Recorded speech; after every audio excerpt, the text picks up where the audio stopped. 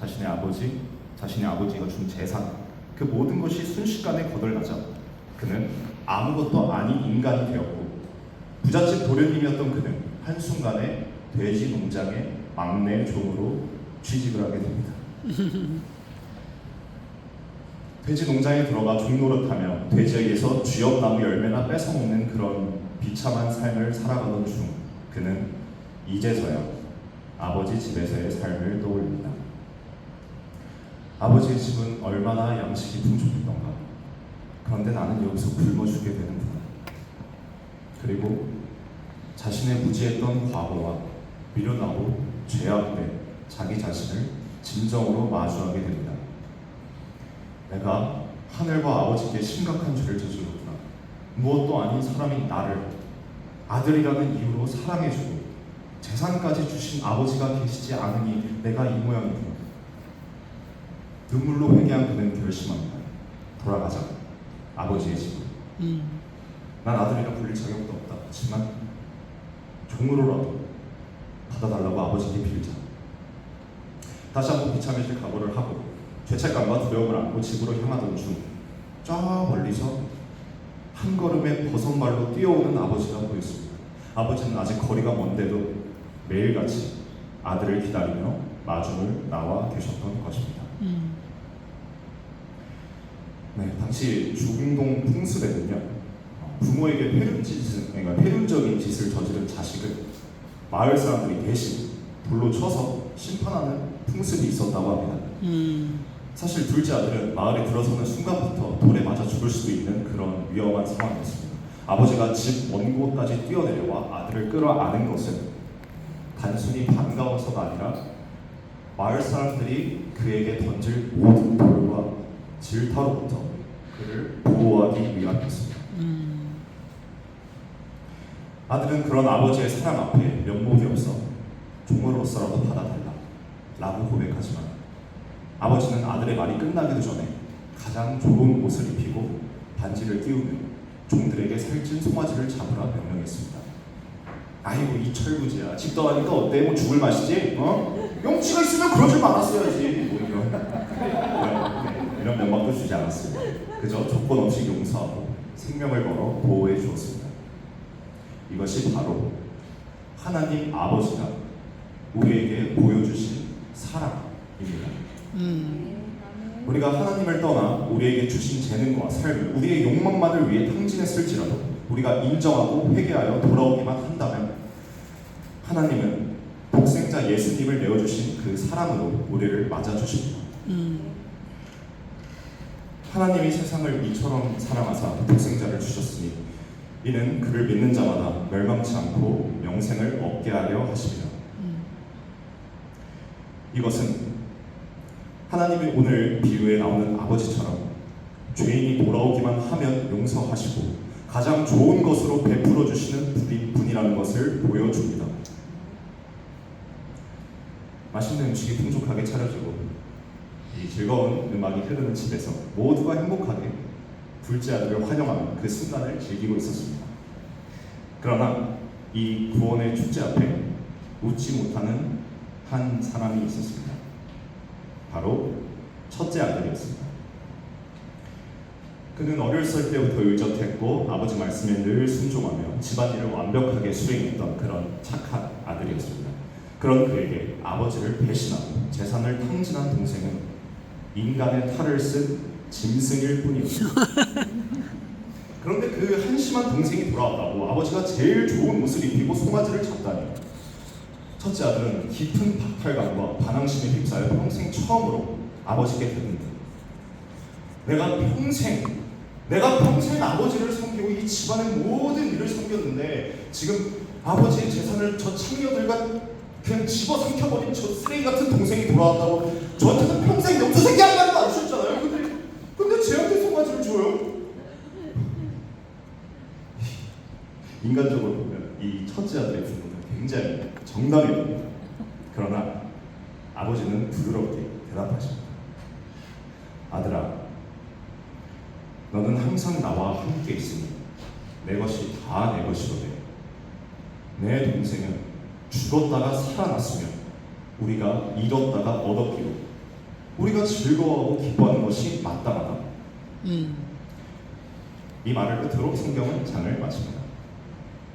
그래서 저는 궁금증이 생겼습니다. 제가 하는 일이 또 연기를 하고 대본을 분석을 하고 그런 일을 하는데 장이 이렇게 끝나 보니까 그 뒤 이야기가 좀 굉장히 궁금한 거예요. 그래서 첫째 아들은 어떻게 했을까? 이 불공평한 처사를 때려치우고 집을 나갔을까? 어떻게 했을까? 제가 고민을 많이 해봤는데 첫째 아들같이 이런 착한 성품을 가지고 성실하게 살아온 사람, 아버지의 이 말 한마디 앞에 아마도 되게 할 말을 잃었을 것 같다라는 생각이 제가 들었습니다. 너는 항상 나와 함께 있으니 내 것이 다 내 것입니다. 그렇습니다. 첫째 아들은 가장 중요한 것을 평생 깨닫지 못하고 있었습니다.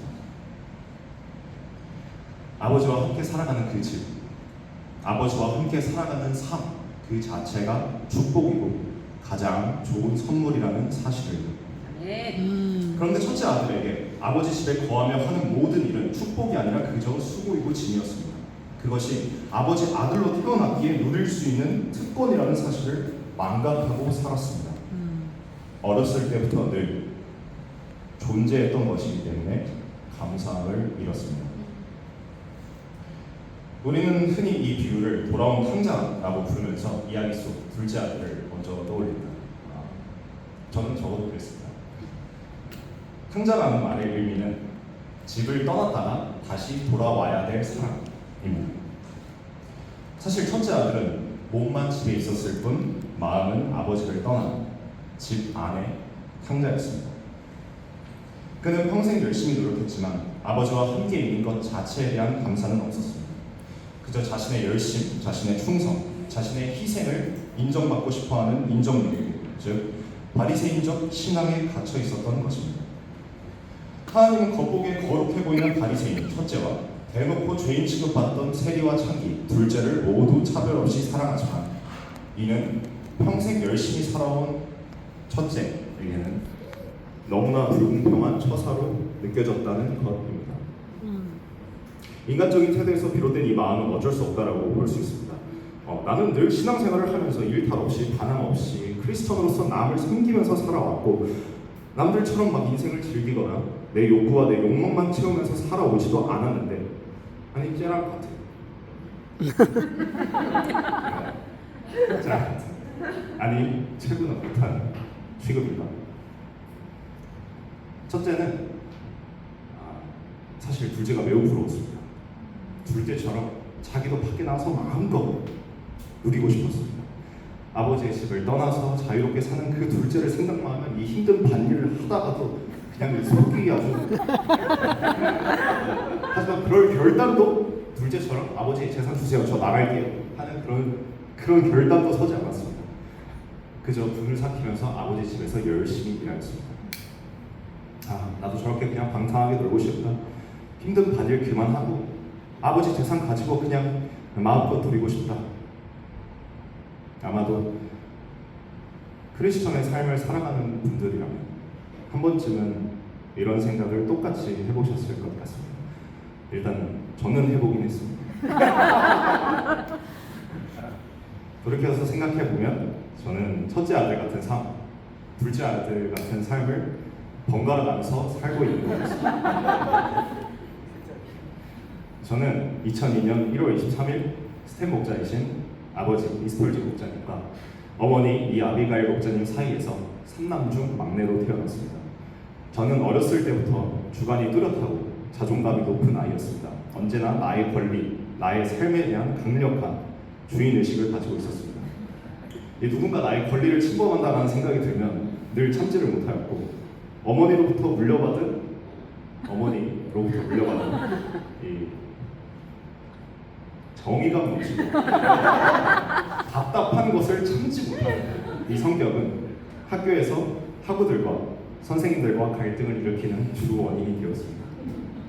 고등학교에 입학해서는 고등학교 3학년 선배들의 말이 부당하다고 생각을 해 면접에다가 욕을 하고 싸움을 일으켜 입학과 동시에 종교에 관심을 받는 그런 학생이 되었습니다. 그러나 저의 부족한 점을 늘 감싸주는 따뜻한 친구들과 선생님들의 훈육으로 저는 비교적 완만하게 학교 생활을 이어갈 수 있었습니다. 연기 생활 시작과 함께 입학한 고등학교는 너무나 재미있었습니다. 고등학교쯤 되자 부모님들의 간섭이, 부모님들의 신경이 매우 느슨해지셨고 저는 그 틈을 타 둘째 아들과 같은 방탕한 생활을 시작하였습니다. 주 3일 학교가 끝나면 부모님 몰래 알바를 해서 유흥비를 마련하고 마련한 유흥비로 한 주에 몇 번씩 친구들과 술을 먹고 고성방가를 하면서 놀았습니다. 그렇게 늦은 시간까지 술을 먹고 결석을 숨쉬듯이 하게 되었습니다. 그 당시 저에게 학교는 그저 점심을 먹으러 가는 곳이었고 집에서 일찍 나와도 학교에 가지 않고 일부러 PC방이나 다른 곳을 전전하며 점심시간에 등교를 하였습니다. 그런 생활을 반년 정도 이어가니까 제 마음 깊은 곳에 공허함과 허무함 그리고 불안함이 자리를 잡기 시작하였습니다. 분명 하고 싶은 만큼 실컷 놀고 있었고 누구의 간섭도 받지 않았지만 새벽에 집에 돌아오는 길은 늘 마음이 텅 빈 느낌이었습니다. 이런 저의 방황을 보다 못한 첫째, 아까 특성말 이모세 목자님께서는 그해 겨울 이 아버지의 원목 베개가 있었습니다. 되게 두꺼운 원목으로 된 베개가 있는데 그걸로 저의 머리를 후려쳐서 제가 응급실에서 몇 방을 꿰매게 하고 이제 저의 정신이 번쩍 들게 하는 그런 훈육을 몸소 시행해 주었습니다. 둘째 아들 같은 삶을 살던 저는 형님의 그런 따뜻한 훈육으로 정신을 차리고 응급실 갔잖아. 고등학교 2학년에 올라가서는 비행을 마치고 학교에 나름 성실히 다니기 시작했습니다. 학교의 모든 행사에 전부 참여하여 무대 경험을 쌓고 연기에 재미를 붙이게 되었습니다. 그렇게 대학교 입시에서 하나님의 은혜로 7개의 학교 중 1개의 학교에 간신히 또 은혜로 차석으로 입학하게 된 저는 대학교에서도 감사합니다. 좋은 선배들과 함께 무대를 즐기며 연기 공부를 이어나갔습니다. 그리고 2021년 12월 대학로 UF로 오게 되었습니다. 고등학교 때의 비행과 코로나로 인해 잠시 접어두었던 신앙생활은 대학로 UBF에 오며 다시 본격적으로 시작되었습니다. 담임 목사이신 아버지를 따라 조금씩 교회 일을 섬기며 그 전까지의 단순 신자가 아닌 제자로서의 삶을 배워나가기 시작하였습니다. 그리고 군을 전역한 올해부터 하나님은 아버지를 통해 저를 더 본격적으로 제자의 삶을 살도록 하셨습니다. 전국 청년 수양회에서는 분반 리더 및 소그룹 인도, 이번 세계 선교대회에서는 드라마팀, 그리고 오늘 이 자리에서는 말씀 강사로 쓰임받게 되었습니다.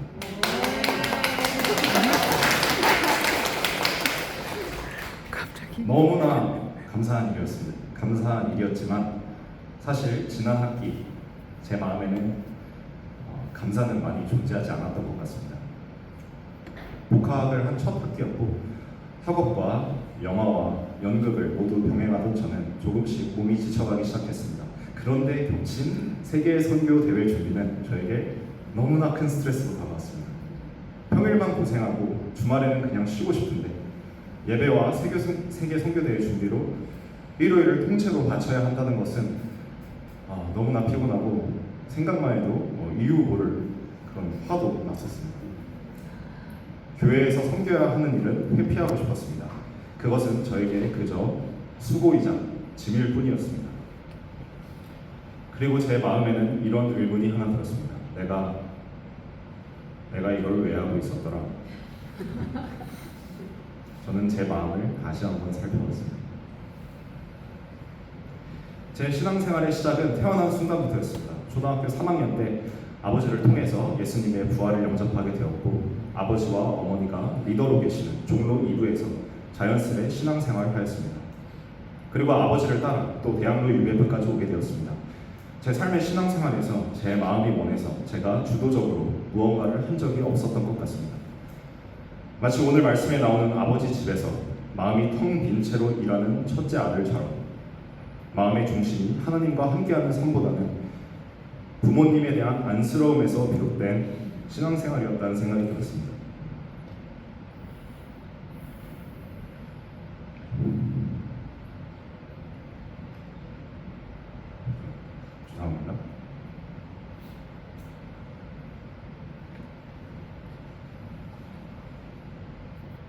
제가 왜 제가 커가면서 본 저희 아버지 어머니의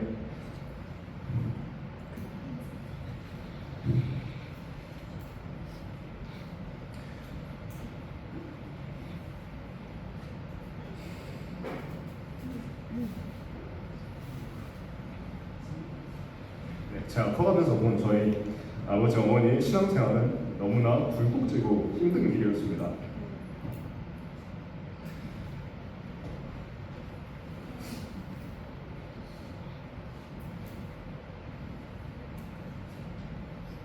한평생 언제나 양을 치고 남을 섬기고 교회를 위해 헌신한 부모님을 생각할 때 저희 마음에는 부모님을 도와야 한다는 생각이 커져갔고, 그렇게 저는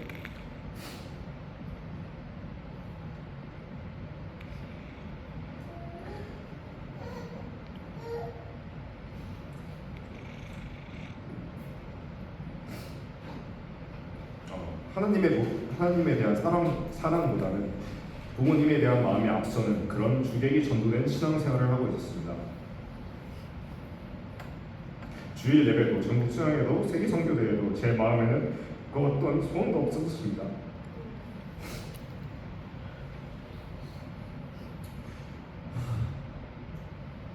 내가 고생하는 목자님들을 위해 뭐라도 해야지, 부모님을 위해 뭐라도 해야지, 그 이상 그 이하도 아니었던 것 같습니다. 그렇게 저는 이번 수양회 말씀 강사 제의도 그냥 수락했습니다. 역시나 비슷한 이유였습니다. 내가 해야지 부탁하시는데 사실 지난 반년으로 인해 지칠 대로 지쳐서 되갚진 않았습니다. 더 이상 무엇도 하고 싶지 않았습니다. 메시지 전해야 할 말씀이 무엇인지나 좀 알아보자 해서 제가 여쭤봤는데 돌아온 탕자라고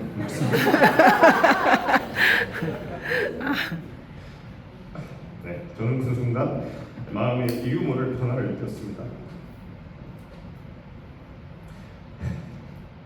하나님이 저에게 지난 삶을 돌아보라고 말씀하시는 듯한 느낌을 받았습니다.